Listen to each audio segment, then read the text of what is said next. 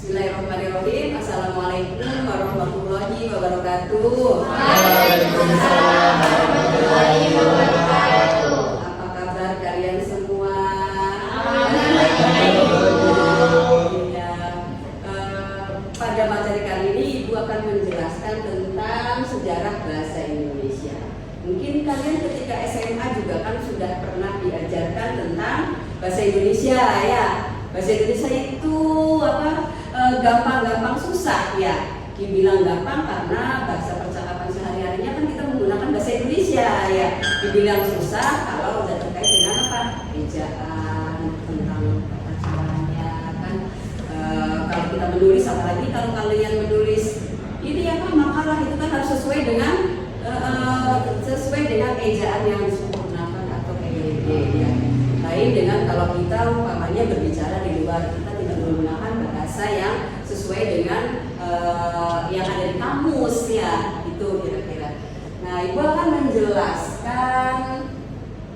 Kalian sudah siap menerima materi dari Ibu hari ini? Siap. Ya, nanti kalian boleh bertanya dan Ibu juga nanti ada flashback. Kalian menjawab pertanyaan yang dari Ibu gitu ya, kalau yang bisa aja Ilham ya, Ilham. Ini laki-lakinya cuma satu, kebetulan sekarang ini hari libur, bukan hari libur mahasiswanya kan sedang libur ya. Jadinya cuma sedikit buat sampel aja, nggak banyak gitu. Biasanya Ibu kalau mengajar itu kan ada 40 mahasiswa, kadang kelas lain ada 30 dan lain-lain ya. Kita perhatikan dulu tentang sejarah bahasa Indonesia ya. Walaupun sering kita dengarkan waktu di SD, SMP ataupun SMA, kita mereview kembali, mengulang kembali tentang barangkali ada yang lupa ya tentang sejarah bahasa Indonesia. Jadi sejarah bahasa Indonesia itu kita tahu pada tahun berapa? 1954 bahwa asal usul bahasa Indonesia adalah bahasa Melayu ya. Dari buku tersebut dapat diasumsikan bahwa bahasa Melayu sudah digunakan oleh masyarakat Melayu berabad-abad yang lalu. Ada 4 alasan mengapa bahasa Melayu menyebar ke seluruh tanah air. Yang pertama, karena bahasa Melayu adalah bahasa yang digunakan oleh Kerajaan Sriwijaya. Pernah tahu sejarah Kerajaan Sriwijaya? Di pelajaran PS mungkin ya. Pasti pinter-pinter. Salah satu kerajaan di pulau yang terletak di bagian selatan Sumatera. Ada yang berasal dari Sumatera? Tidak ada, semuanya dari Cirebon ya. Asli Cirebon ya gitu. Salah satu kerajaan di pulau yang terletak di bagian Sumatera dan Riau. Pada saat itu kerajaan Sriwijaya menguasai wilayah yang luas di negara tersebut sehingga bahasa Melayu menjadi bahasa kerajaan dan menyebar ke seluruh wilayah kerajaan Sriwijaya. Kerajaan Sriwijaya menjadi pusat perdagangan internasional waktu itu di kawasan ini. Diadakan pertemuan bisnis antara para pedagang dengan para pedagang yang datang dari luar negeri atau dari luar pulau tersebut. Bisa jadi dari luar Indonesia dan Malaysia kan yang serumpun dengan kita kan Malaysia, kemudian Darussalam ya, Filipina kan ya, itu yang Asia Tenggara. Scroll lagi. Kemudian di sini ada diterangkan tentang geografis kerajaan Sriwijaya yang berada di Selat Malaka. Nah, kemudian 4 alasan tersebut membuat bahasa Melayu tersebar luas di tanah air dalam komunikasi publik dan internasional ya. Jadi bahasa Melayu waktu itu tidak hanya dikenal di Indonesia saja, tetapi di internasional juga bahasa Melayu ya. Kemudian terus lagi,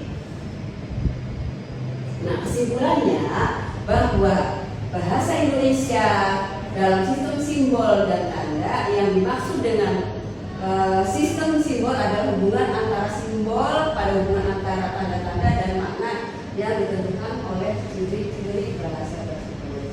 Nah, kenapa sih bahasa Melayu yang dipakai untuk bahasa pengantar pada saat itu? Ada yang bisa menjawab? Saya Ya, kenapa?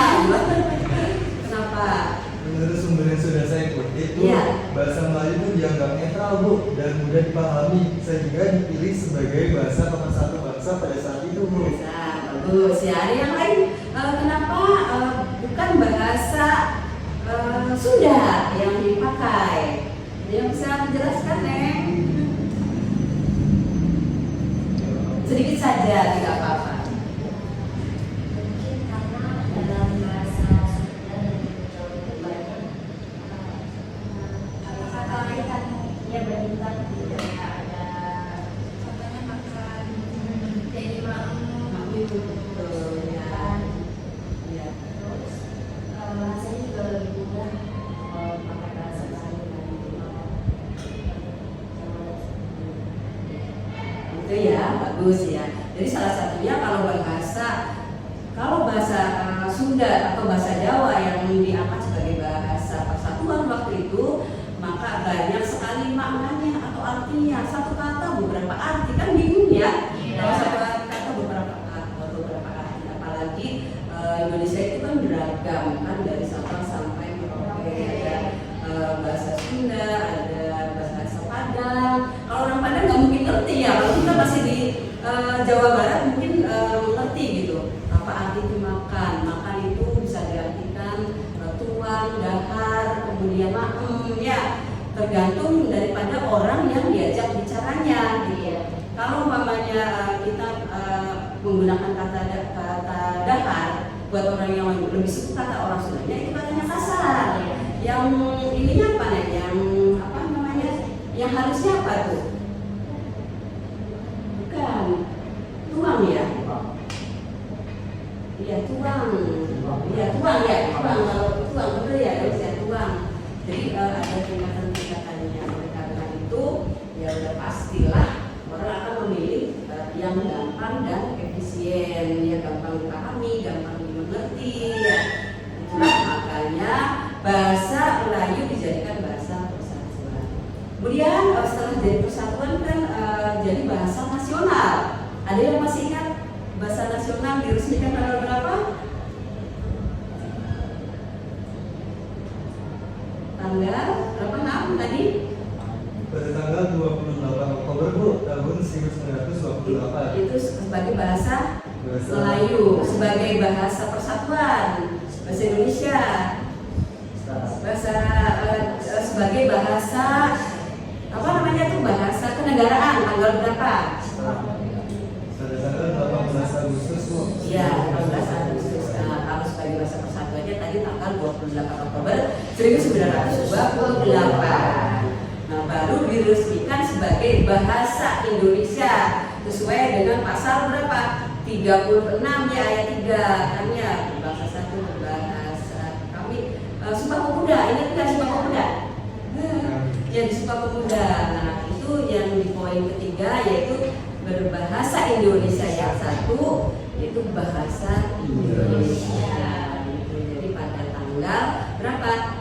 18 Agustus 1948. Ternyata pintar-pintar semua nih mahasiswa sekarang. Senang sekali ngajarnya kalau ternyata bisa semua ketika menjawab pertanyaan. Kemudian tadi kan sudah dijadikan bahasa Indonesia sebagai bahasa nasional. Sekarang kalau bahasa nasional kan berarti lingkupnya hanya di Indonesia saja. Luar negeri belum mengakui bahwa bahasa Indonesia sudah digunakan dalam bahasa internasional. Tanggal berapakah itu sebagai bahasa negara berarti? Tanggal berapa? Ada yang sudah tahu tanggal berapa? Sebagai bahasa persatuan, kemudian dalam diakui juga dalam bahasa negara.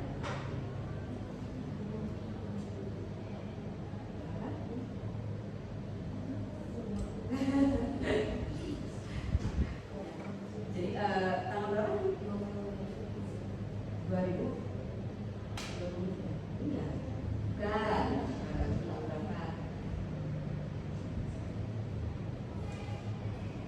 diakui sebagai bahasa negara. Kalau tadi kan diakui sebagai bahasa nasional ya, kemudian diakui sebagai bahasa negara. Yang sudah dapat dirinya jawabannya. Nanti dirinya ditambah loh kalau yang aktif menjawab.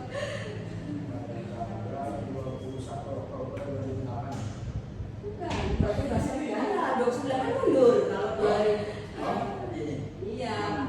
Agustus 1972. Itu mah iya deh. Iya itu kan. Nah, sekarang menjadi bahasa kenegaraan gitu. Tadi kan bahasa persatuan.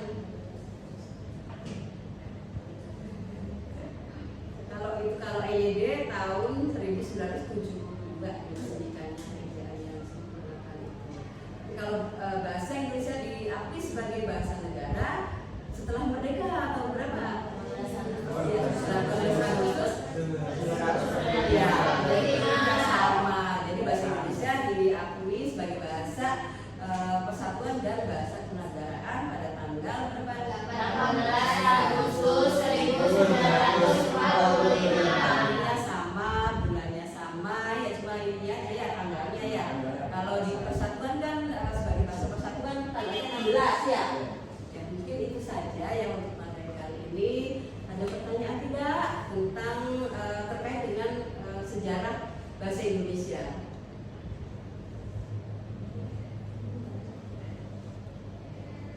Ada tidak? Tidak ada. Ilham? Ada pertanyaan? Ilham ini suka senyum terus Ilhamnya.